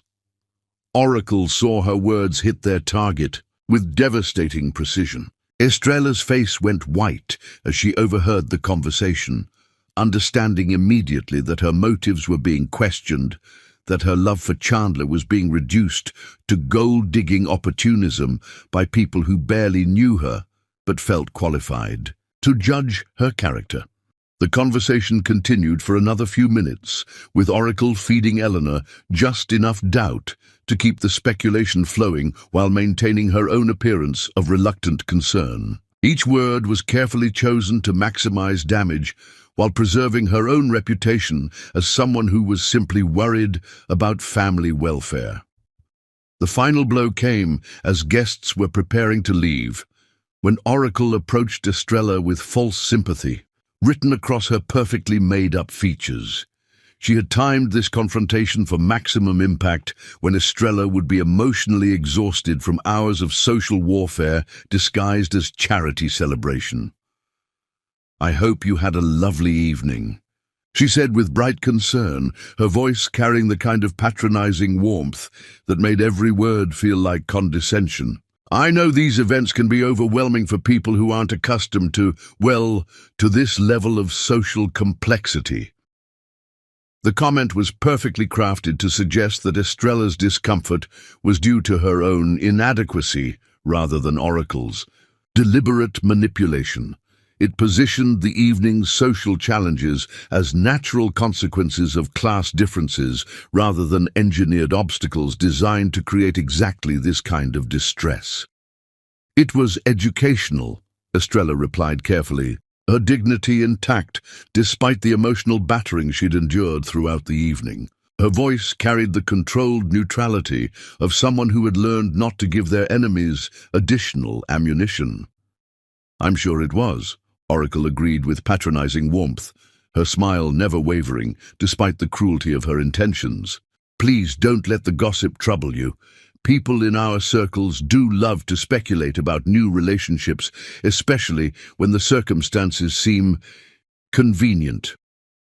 The word convenient landed like a slap, carrying all the implications Oracle had been building throughout the evening. She had managed to suggest that Estrella's relationship with Chandler was based on financial opportunism rather than love, that her presence in their family was temporary and motivated by desperation rather than genuine feeling. As Estrella gathered Catalina and prepared to leave, Oracle watched with satisfaction as her campaign of psychological warfare achieved its first major victory. The confident woman who had walked into the gala was leaving diminished, questioning her own motives and her place in the Gilbert family. But Oracle had underestimated the depth of love that bound Chandler to Estrella and Catalina. Her victory would prove to be temporary, and the tactics she'd employed would soon become the weapons of her own destruction. The war for the Gilbert family's soul had begun in earnest, and the first battle had been won through cruelty disguised as social observation. Chapter 7. The Web of Lies begins. Desperation breeds creativity in the art of destruction, turning otherwise reasonable people into architects of their own downfall. Dr. Finch's gambling addiction had already cost him his marriage, his relationship with his children, and most of his assets, but it took Oracle Bryce's visit to make him realize it might also cost him his medical license. As he sat in his office at Phoenix General Hospital at midnight, staring at collection notices that painted his financial situation in stark, unforgiving numbers, he felt like a man drowning in debt with no hope of rescue. The knock on his door startled him from his calculations of despair. "Come in," he called, expecting to see one of the night shift residents with a consultation request. Instead, Oracle Bryce glided into his office like an avenging angel wrapped in designer clothing, her presence immediately transforming the shabby space into something that felt important and dangerous. "Dr. Reed," she said smoothly, settling into the chair across from his desk without invitation. "I hope you'll forgive the late hour. I need to discuss a sensitive matter that requires your particular expertise." Reed studied the woman before him, recognizing her as the wife of Payson Gilbert, sister-in-law to the renowned pediatric surgeon whose reputation was legendary throughout Phoenix medical circles. Her presence in his modest office felt surreal, like finding a jewel in a junkyard. "How can I help you?" he asked carefully, though something in her manner set off alarm bells in his addled brain.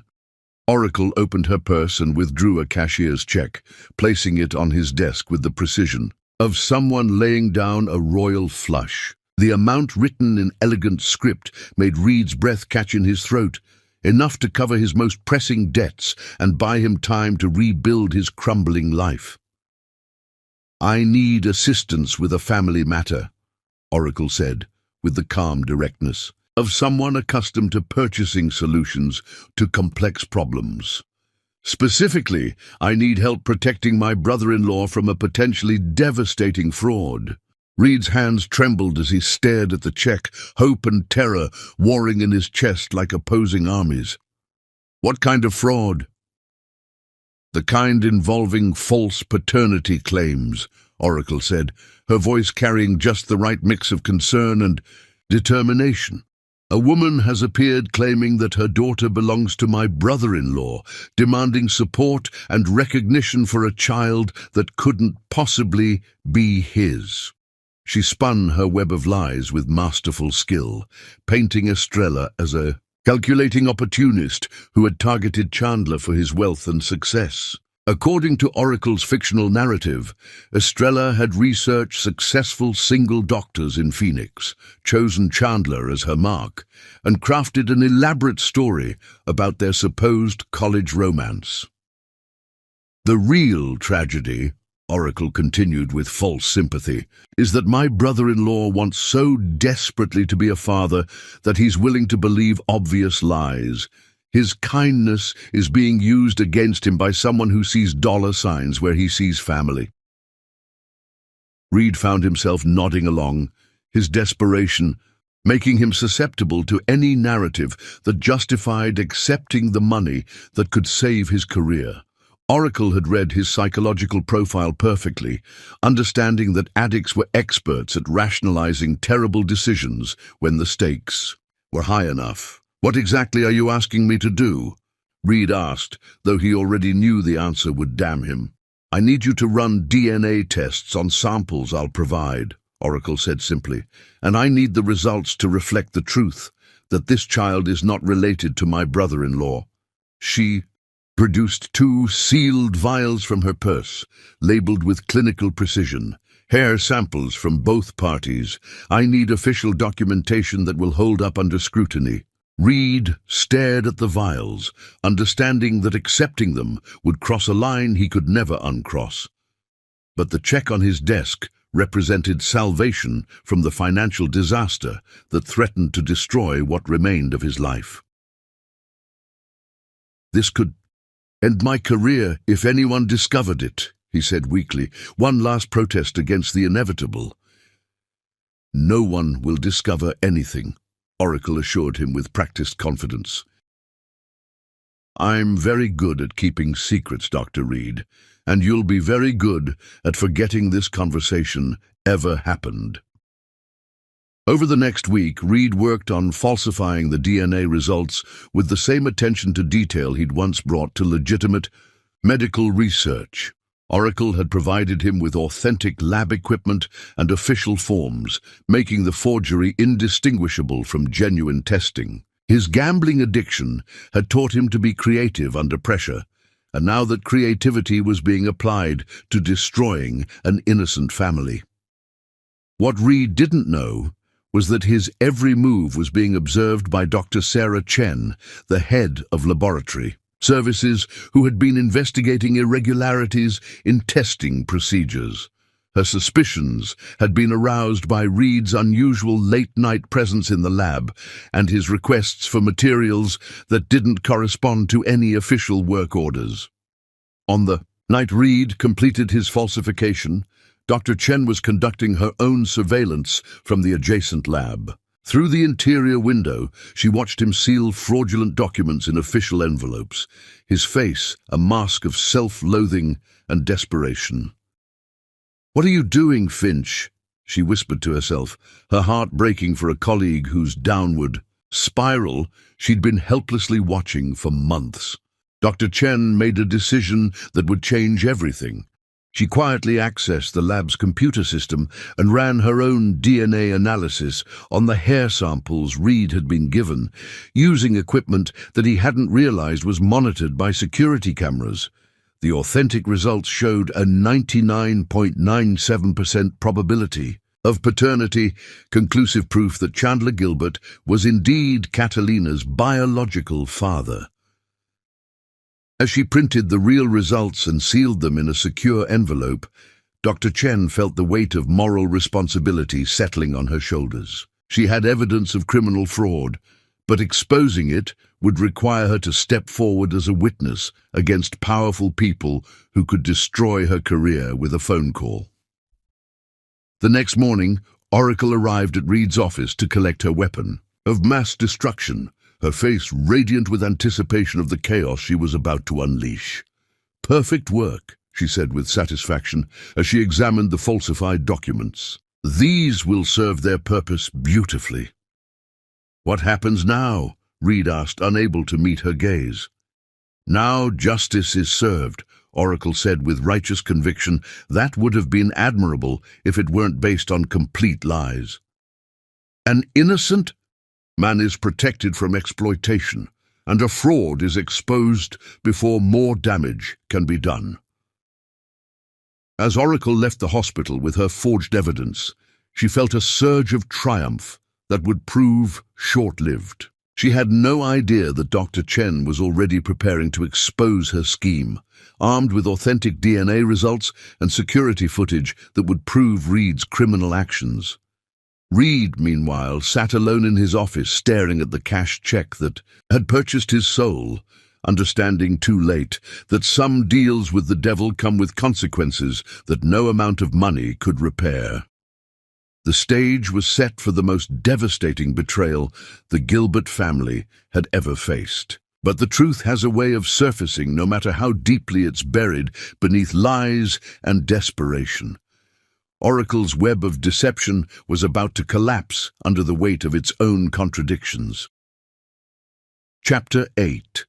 The Devastating Betrayal. The deadliest. Poison is always served with honey, delivered by those who smile while they destroy your world. Oracle chose her moment with the calculated precision of a master strategist, waiting until Chandler was called away for an emergency surgery that would keep him occupied for hours. The family had gathered for their monthly dinner, the desert, twilight painting the sky in watercolors, while they shared stories and laughter on the terrace overlooking Phoenix's twinkling lights. Estrella watched Catalina help Phoenix arrange flowers from the garden, their heads bent together in concentration, and felt a contentment that still seemed miraculous after 9 months of careful family building. The doubts that Oracle had been nurturing were still present, like shadows at the edge of her happiness, but moments like these made her believe they truly belonged here. "Where's Uncle Chandler?" Catalina asked, glancing toward his empty chair. "He promised to help me with my science project after dinner." "Emergency surgery," Estrella explained. "A little boy was brought in with complications from a burst appendix." "That's our Chandler," Phoenix said with affectionate pride. "Even off duty, he can't say no to a child who needs help." Oracle had been unusually quiet throughout the evening, her perfect smile masking the anticipation building in her chest like pressure in a volcano. Finally, she stood with an expression of grim determination that made everyone fall silent. "Actually, I'm glad we have some privacy," she said, her voice carrying an authority that commanded attention. "There's something I need to share with all of you." The easy warmth of the evening evaporated like moisture in desert heat. Estrella felt her stomach clench with premonition, recognizing something predatory in Oracle's stance. "Oracle, dear," Phoenix began, clearly sensing danger. "Perhaps this isn't the time." "This is exactly the time," Oracle interrupted, her voice carrying steel that none of them had heard before. "Before this deception continues any longer." She walked to her purse and withdrew an official-looking envelope, holding it like a weapon as she faced the assembled family. "I've been conducting some research into Miss Davis and her claims about Catalina's parentage." Estrella's blood turned to ice water. "What kind of research?"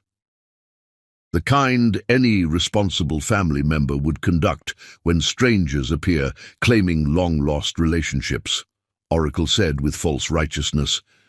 "I hired a private investigator to verify the facts." The lie rolled off her tongue with practiced ease. She had rehearsed this story for weeks, knowing that shock and confusion would prevent detailed questions about her fictional investigator. Oracle, this is completely inappropriate, Payson said, his voice sharp with disapproval and growing alarm. Chandler and Estrella have handled their situation. Have they? Oracle laughed, the sound like breaking crystal. Or have we all been participants in an elaborate fraud? She tore open the envelope with theatrical precision, withdrawing the falsified DNA results that Dr. Reed had created. These are official results from an independent laboratory analysis of DNA samples from both Chandler and Catalina. Phoenix stood abruptly, her face pale with growing understanding of what was happening. Oracle, what have you done? What someone should have done months ago, Oracle said, her voice rising with manufactured outrage. Protected this family from a woman who saw opportunity and seized it with both hands. She held up the false results, her voice carrying across the terrace with devastating clarity. According to this certified laboratory analysis, there is zero probability that Chandler Gilbert is Catalina's biological father. The words detonated like explosives, leaving the family stunned and reeling. Catalina, who had been listening with growing confusion, suddenly went very still. Her small hands frozen on the flowers she'd been arranging. "That's impossible," Estrella whispered, the color draining from her face. "That can't be right." "I'm afraid the science is quite conclusive," Oracle said with false sympathy, her performance worthy of Academy recognition. "The child is not Chandler's daughter. She never was." "Mommy!" Catalina's voice was small and frightened. "What does that mean?" Estrella felt her world crumbling like a sandcastle hit by tsunamis. The DNA test Chandler had conducted months ago had confirmed Catalina's parentage. She'd seen his joy, felt his certainty, built their new life on that foundation. But faced with this official-looking document and Oracle's confident accusations, doubt began seeping into her mind like poison. "I don't understand," she said, her voice breaking. "Chandler ran tests. The results were positive." "The results were what you needed them to be," Oracle said with devastating cruelty. "Amazing what desperation can accomplish when paired with opportunity." The implication was clear and brutal. That Estrella had somehow manipulated the original test results. That everything about their reunion had been an elaborate deception designed to trap a wealthy man through his desire for family. "How dare you?" Phoenix said, rising to her feet with fury blazing in her eyes. "How dare you attack this family with your suspicions and accusations?" "I'm protecting this family," Oracle shot back, her mask of concern finally slipping to reveal the ugly jealousy beneath. "From a woman who appeared at exactly the right moment, with exactly the right story, to capture a lonely man's heart and his wallet." "That's not true," Estrella said desperately, but her voice lacked conviction. The official document in Oracle's hands seemed to mock everything she knew to be real and true. Payson snatched the papers from Oracle's hands, studying them with growing horror. The forgery was perfect, indistinguishable from authentic laboratory results. "These look legitimate," he said quietly, each word another nail in Estrella's coffin. "Of course they're legitimate," Oracle said triumphantly. "I hired the most reputable laboratory in Phoenix. They confirmed what any objective observer could have seen from the beginning." "Stop it!" Catalina suddenly cried, tears streaming down her face as the adult conversation finally penetrated her confusion. "Stop saying mean things about my mommy." The sight of her daughter's distress cut through Estrella's shock like lightning. Whatever was happening here, whatever cruel game Oracle was playing, Catalina didn't deserve to be caught in the crossfire of adult machinations. "We're leaving," Estrella said quietly, gathering her daughter into her arms with shaking hands. "Estrella, wait," Phoenix pleaded, her voice breaking with confusion and pain. "Let's discuss this rationally. There must be some explanation." The explanation is that I'm a liar and a fraud, Estrella said bitterly, Oracle's poison finally finding its mark. At least according to your daughter-in-law. She carried Catalina toward the house, her dignity in tatters, but her spine straight with pride. Behind her she could hear heated arguments erupting between family members, Phoenix defending her, while Payson demanded answers from his wife. In their beautiful guest room, Estrella packed their belongings with hands that trembled so badly. She could barely fold clothes. Each item felt like a goodbye to a dream that had been too perfect to last. "Why are we leaving?" Catalina sobbed. "I thought this was our home now. I thought Daddy loved us." "Sometimes grown-ups make mistakes," Estrella said, her voice steady despite tears streaming down her face. "And sometimes dreams don't come true the way we hope they will." She wrote a letter to Chandler with hands that shook so violently she could barely hold the pen. Chandler. I don't understand what happened tonight, but I can't subject Catalina to any more confusion and pain. The DNA results Oracle presented contradict everything we believe to be true, and I can't stay here while the family questions my character and my motives. I never wanted your money or your status. I only wanted Catalina to know her father. But if there's doubt about her parentage, if there's any question about my honesty, then it's better for everyone if we disappear. Please don't look for us. Catalina deserves peace and stability, not the chaos that seems to follow wherever we go. I'm sorry for any pain this has caused you. What we had was beautiful, even if it wasn't real. Estrella. As they slipped out into the desert night, Catalina clinging to her stuffed coyote and Estrella carrying their hastily packed bags, neither of them saw Dr. Sarah Chen sitting in her car across the street. She held the authentic DNA results in her hands, tears of rage streaming down her face as she watched Oracle's victims flee into the darkness. Oracle stood at the window watching them leave, satisfaction written across her features like a signature on a death warrant. She had won. The interlopers were gone, and the Gilbert family was hers again. But victories built on lies have a way of crumbling when truth finally surfaces, and Oracle's foundation was about to be shaken by forces she never could have anticipated. The war was over, but the reckoning was just beginning. Chapter 9. The Hunt for Truth. Truth is like water in the desert, scarce and precious, but when it finally surfaces, it has the power to bring life back to the most barren landscapes. Chandler returned home at 3 in the morning, exhausted from 9 hours of delicate surgery that had saved a 6-year-old boy's life.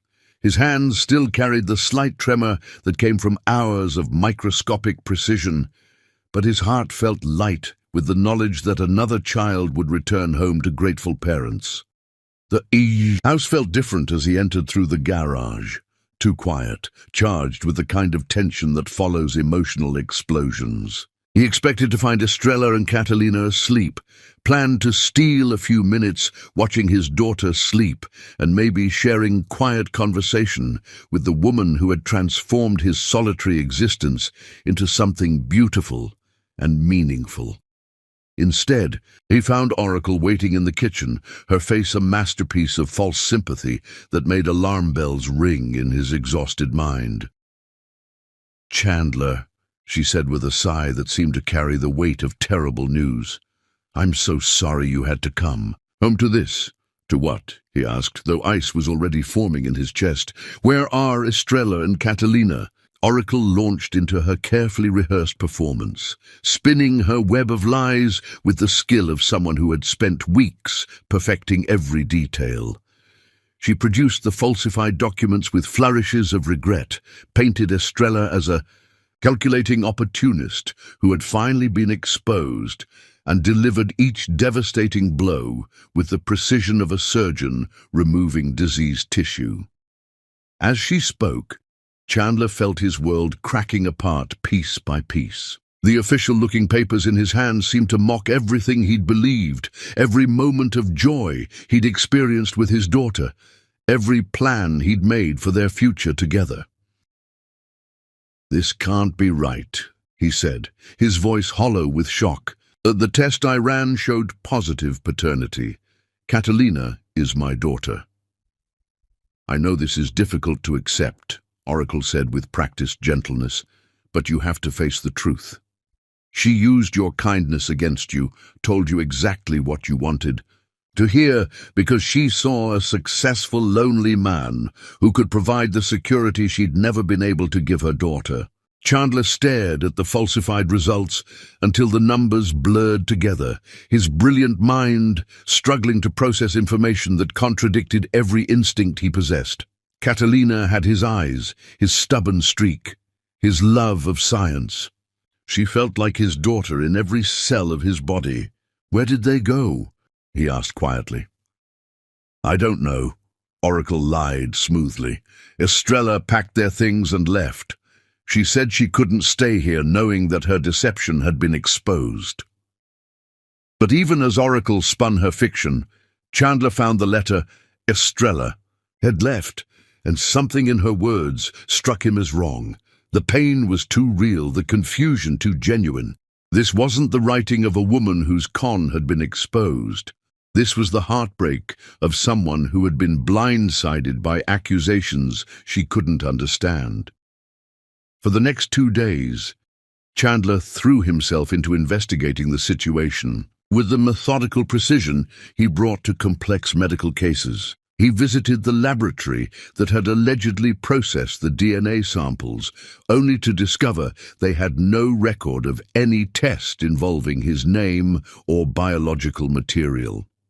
"That's impossible," he told the lab director, holding up the falsified documents. "I have the results right here."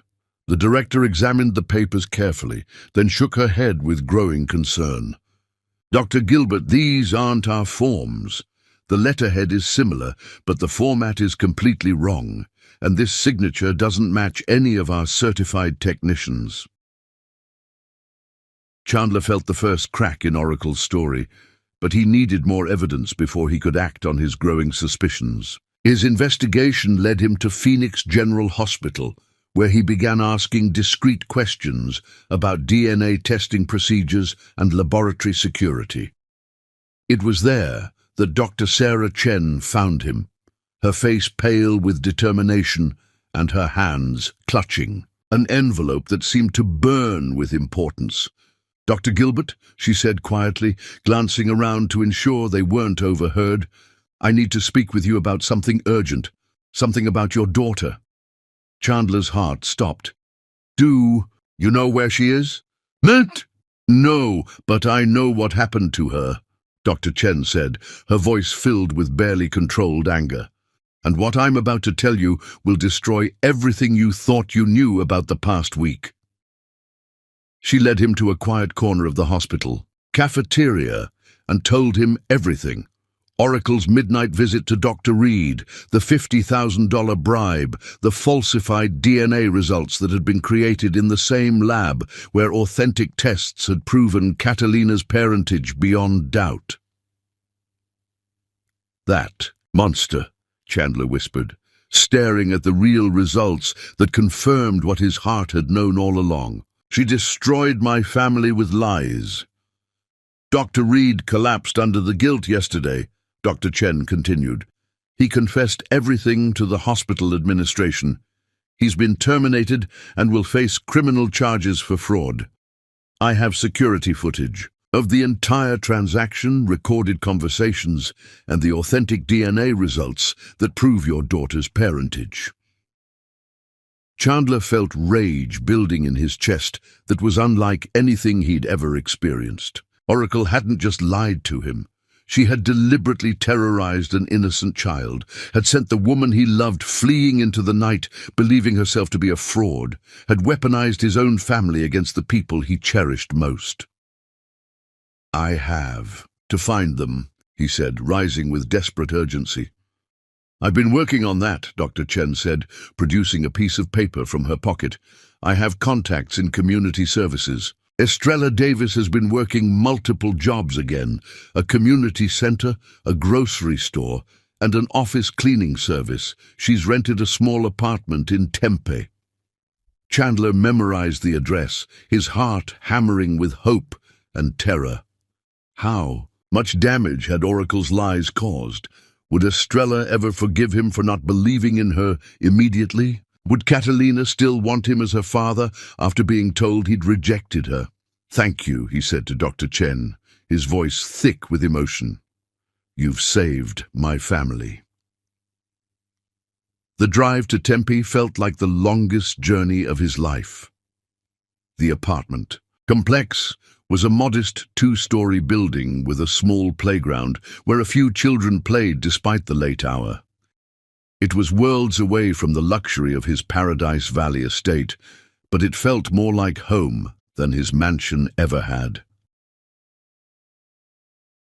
He found their apartment and knocked gently, his heart in his throat as he heard cautious footsteps approaching the door.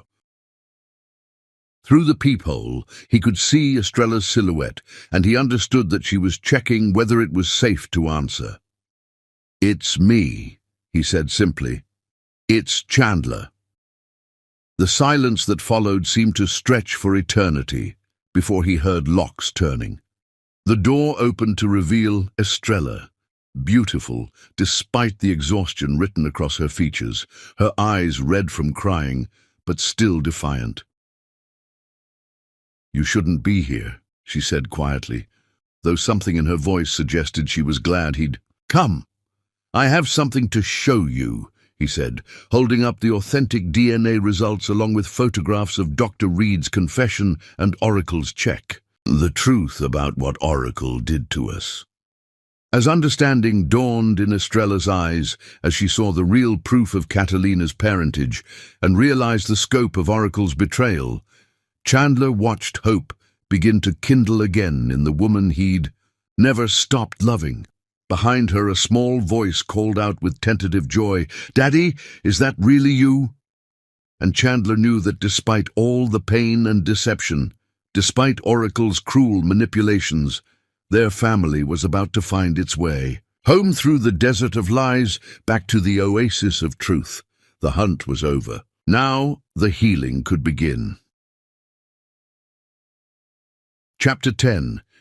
Forgiveness and Family Healing. The measure of a family's strength isn't found in the absence of storms, but in their ability to rebuild together after the winds have torn everything down. The confrontation took place in the Gilbert family's living room at dawn, with all the principal players assembled like actors in the final scene of a tragedy that had consumed too many innocent lives. Oracle sat in the corner chair, her perfect composure finally cracked, her face a mask of desperate defiance as the evidence of her crimes mounted like an avalanche of truth. Chandler stood with his arm around Estrella, Catalina safely tucked. Between them, the authentic DNA results spread across the coffee table like irrefutable proof of Oracle's malicious deception. Dr. Chen had provided security footage, recorded conversations, and documented evidence that painted a picture of calculated cruelty that shocked even those who thought they knew Oracle well. $50,000, Chandler said, his voice deadly quiet as he faced the woman who had nearly destroyed his family. "That's what you paid Dr. Reed to create false DNA results. That's the price you put on my daughter's happiness." Oracle's mask finally slipped completely, revealing the ugly jealousy and resentment that had driven her to such extremes. "I was protecting this family," she said desperately, her voice shrill with the panic of someone watching their carefully constructed world collapse. "Protecting you from a woman who was obviously using you." "Using me?" Chandler's voice rose, with barely controlled fury. "The only person who used anyone here was you. You used my trust, my family's trust, and most unforgivably, you used an innocent child as a weapon in your sick campaign." The silence that followed was heavy with the weight of broken relationships and shattered trust. Phoenix sat with tears streaming down her face, her hands shaking as she processed the magnitude of what her daughter-in-law had done to the granddaughter she'd come to love. "Oracle," Payson said quietly, his voice breaking with the kind of pain that comes from discovering that someone you've shared your life with is capable of monstrous cruelty. "How could you do this? How could you hurt a child?" Oracle's defiance crumbled into something that looked like shame, but Estrella had learned not to trust anything that came from this woman's performances. "I was losing everything," Oracle whispered. "You all accepted them so easily, gave them what I'd worked 15 years to earn. I thought if I could just make them go away." "Go away." Catalina's small voice cut through the adult conversation like a blade. She stepped forward with the kind of courage that only children possess when defending the people they love. "You wanted us to go away." Oracle looked down at the child whose life she had tried to destroy, and for a moment, something that might have been genuine remorse flickered across her features. I wasn't thinking clearly. I was afraid." "Afraid of what?" Catalina asked with devastating directness. "Afraid of me loving my daddy? Afraid of Mommy being happy?" The questions hung in the air like accusations delivered by someone too young to understand the adult complexities of jealousy and insecurity, but old enough to recognize cruelty when it was directed at her family. "I was afraid of being forgotten," Oracle admitted, the truth finally forced from her by the innocent honesty of a child's questions. "I was afraid you would replace me, make me unnecessary." Estrella found herself moving closer to Oracle's chair, compelled by something she couldn't name, not forgiveness exactly, but understanding. "Oracle," she said gently, "no one was trying to replace you. We were trying to become family together." "Were you?" Oracle looked up with tear-filled eyes, her voice carrying the kind of vulnerability that comes from years of insecurity finally being exposed. "Because it felt like I was watching everything I'd worked for slip away, while you received unconditional acceptance, just for existing."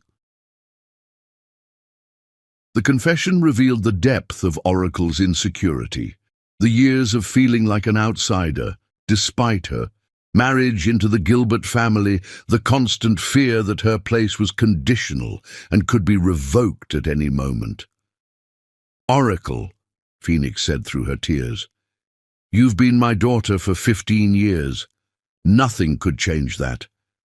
But what you've done," she trailed off, unable to finish the sentence. "I know," Oracle whispered. "I know I've destroyed everything.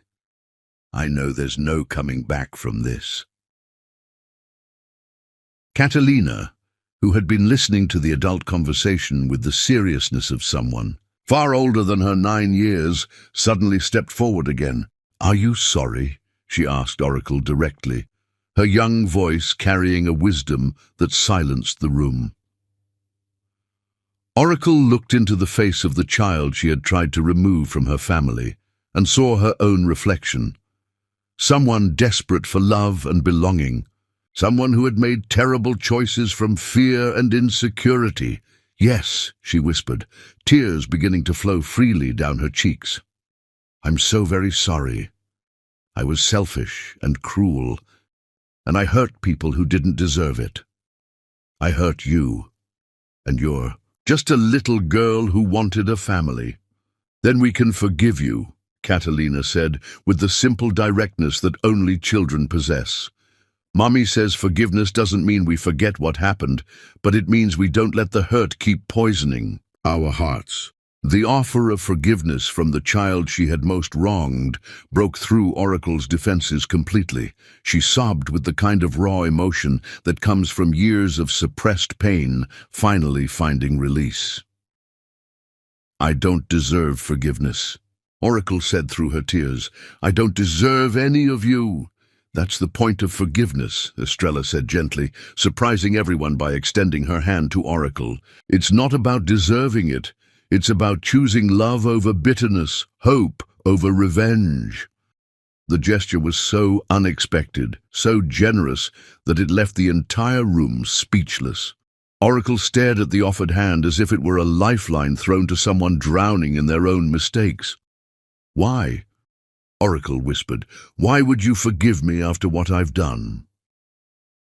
"Because Catalina is watching," Estrella said simply, "and I want her to learn that families can survive anything if they choose healing over hatred." 1 year later, the Gilbert family gathered for Chandler and Estrella's wedding in the desert garden at sunset, the ceremony small and intimate, with only their closest family present. Catalina served as flower girl, her face radiant with joy as she watched her parents exchange vows that had been tested by fire and proven unbreakable. Oracle sat in the front row beside Payson, their marriage rebuilt on a foundation of honesty rather than performance. She had spent the year in therapy, working to understand the insecurities that had driven her to such destructive extremes, learning to find her worth in being authentically herself rather than in performing roles she thought others wanted. Dr. Reed was serving his sentence, but Oracle had used her own money to establish a treatment center for gambling addiction, turning her guilt into action that would help others avoid the desperation that had made him vulnerable to her manipulation. As Chandler and Estrella danced under the Arizona stars, Catalina asleep in Phoenix's arms, and their family complete. Around them, they both understood that they had built something stronger than what they'd started with. Their love had been tested by deception and lies, but it had emerged purified by truth and strengthened by forgiveness. "Thank you," Chandler whispered as they swayed together in the desert moonlight, "for teaching me that the strongest families aren't those who never break, but those who heal together." "Thank you," Estrella whispered back, "for showing me that love is worth fighting for, even when the battle seems impossible to win." The Gilbert family had learned that redemption was possible for anyone willing to face their mistakes honestly, that forgiveness had the power to transform even the most broken relationships, and that love, real, honest, tested love, could survive anything when people chose to fight for each other rather than against each other. In the end, Oracle's attempts to destroy their family had only made them stronger, teaching them that true belonging isn't something that can be earned through performance or lost through the presence of others. It's something that grows when people choose each other every day, through good times and bad, through mistakes and forgiveness, through all the beautiful, messy, complicated realities of being human together. The desert had witnessed many stories of survival against impossible odds. Tonight, it had witnessed one more, the story of a family that had found its way home, not despite the storms they'd weathered, but because of them.